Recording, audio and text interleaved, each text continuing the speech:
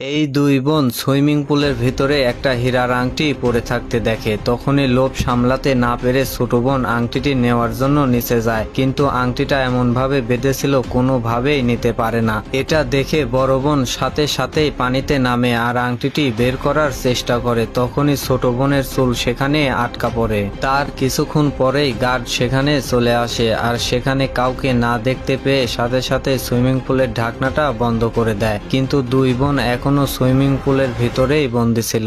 তারা অনেকক্ষণ চেষ্টা করার পরে ছোট বোনের চুল সেখান থেকে ছাড়িয়ে নেয়, কিন্তু ইতিমধ্যে সুইমিং পুলের ঢাকনাটা বন্ধ হয়ে গেছে আর তাদের এখান থেকে বাড়ানো মোটেও সম্ভব নয়। এজন্য তারা জোরে জোরে গার্ডকে ডাকতে থাকে, কিন্তু গার্ড তাদের কথা শুনতে না পেয়ে তাদেরকে সেখানে রেখে চলে যায়। এবার তারা এখান থেকে কিভাবে বের হবে কোনো কিছুই বুঝতে পারছিল না। বড় বোন ছোট বোনকে বলে, আজকে তোর লোভের কারণেই আমাদের এত বড় বিপদে পড়তে হলো, কিন্তু এখন আর তাদের এই কথা বলে কোনো লাভ হবে না। এখান থেকে বের হওয়ার জন্য একটা রাস্তা খুঁজে বের করতে হবে। তখনই বড় বোন সেখানে একটা ছিদ্র দেখতে পায় আর ছিদ্রর ভিতরে হাত দিয়ে ঢাকনাটি ভাঙার চেষ্টা করে, কিন্তু ঢাকনাটি এতটা শক্ত ছিল যে এটা ভাঙা মোটেও সম্ভব হবে না।